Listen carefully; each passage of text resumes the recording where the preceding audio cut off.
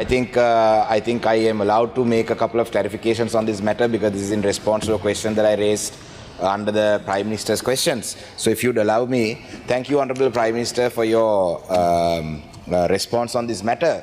However, Honourable Prime Minister, I would like to bring to your attention that almost 20% of your period of power that the public have given you is already over. 1 year is already gone.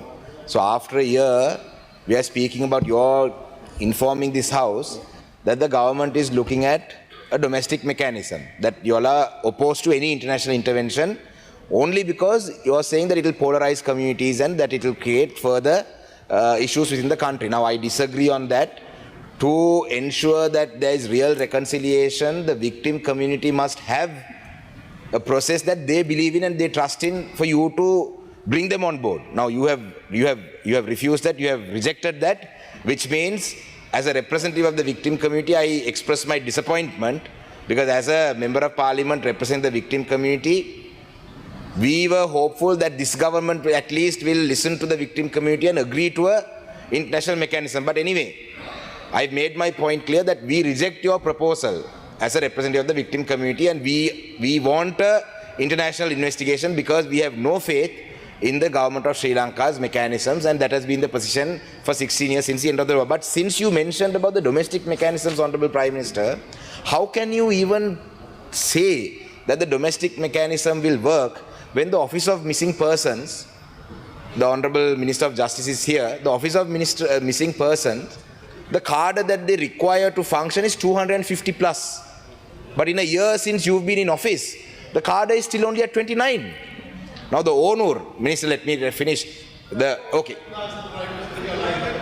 Right, okay. Honourable Member, can you please come to your clarification only? Okay. No, the Minister spoke to me, so I can't, respectable Honourable Minister is saying something, I have to speak to him. Honourable Minister, I am not lying. I think you better spend some time in your ministry learning these numbers and figures without sitting here and, body shaming Honourable Radamanara Sampath. Honourable Prime Minister, you need to look into that. Your Justice Minister body shamed Honourable Radamanara Sampath. You spoke about people body shaming in the opposition. Your own Justice Minister yesterday body shamed Honourable Radamanara Sampath. This is unacceptable. Yes, Deputy Speaker. Now the Onur, out of 59, there are only 13 staff members. Now, Honourable Prime Minister, the government is saying domestic mechanism. But within the domestic mechanism, you can speak to the OMPJ. I am not speaking out, pulling numbers out of thin air, right? So even the 129 million that was allocated, as of 30th of June, only 36 million rupees was spent. So anyway, how would you address this, Honourable Minister? Now, we don't agree, but how are you, the TRC, all these things, a year later, are we going to go forward indefinitely for a justice matter that is long overdue? Honourable Prime Minister. Honourable Deputy Speaker, as noted by the Honourable Member himself, we have only completed 20% of our time period. That means we have 80% time left to address all of these issues. So there is no problem with our position or with our strategies. We firmly believe that building trust among the victim community is a priority for us, and we understand the concerns, and the Honourable Member has the right to continue to raise these issues and to engage with us, which we welcome. But I think we have demonstrated over the past year our willingness to listen, our willingness to compromise on certain issues, and our willingness to also change tactics when and where necessary, and we will continue to do so. We will also continue to do so with the larger members of the community, of the victim community, who have also voted for us and are part of our constituency as well.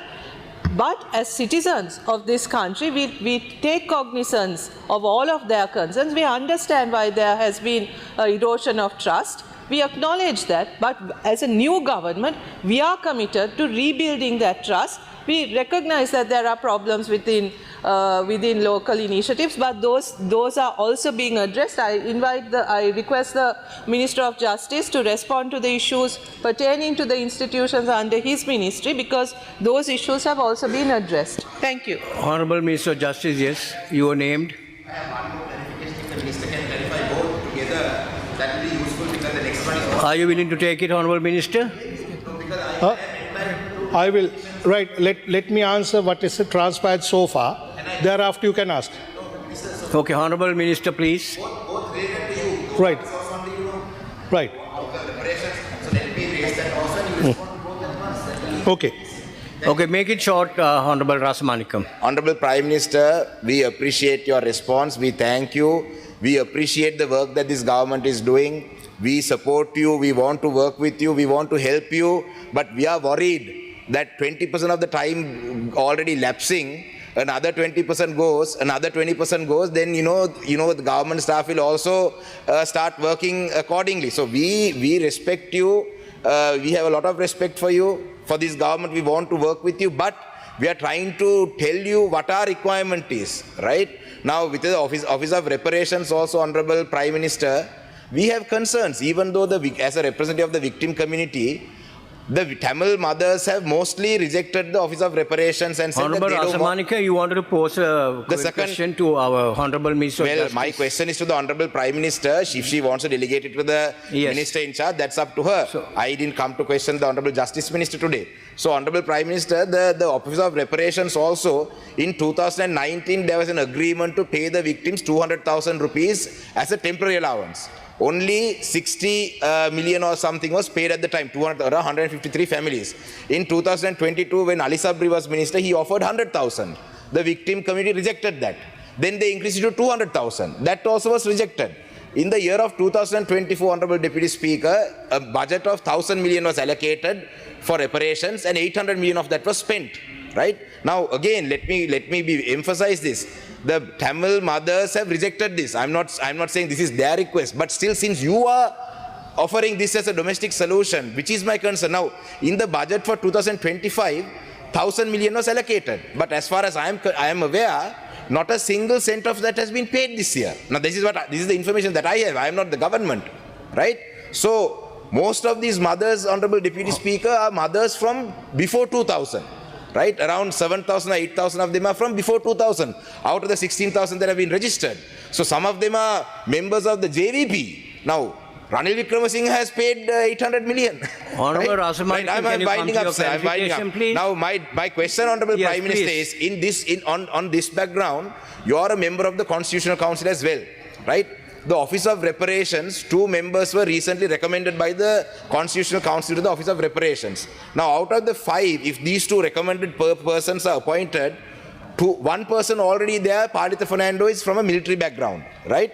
And the 2 persons that you have recommended, the Constitutional Council, Joseph Terence Jnanam Samsundaram, right? He is a retired military officer.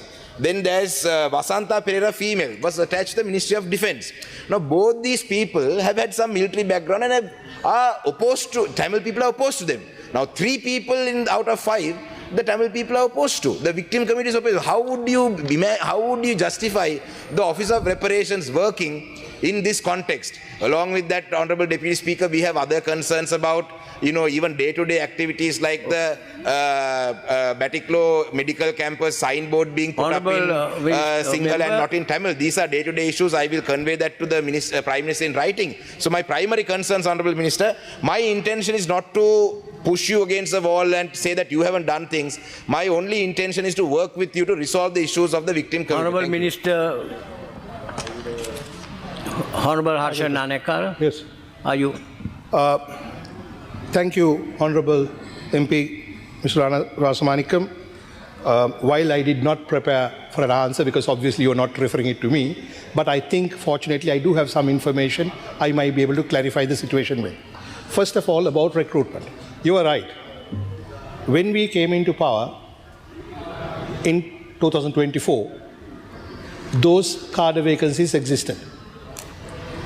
Now, as you are aware, while I do not want to blame the old politics, when after Gotabaya Rajapaksa won in 2019, he famously said, I won with the votes in the south.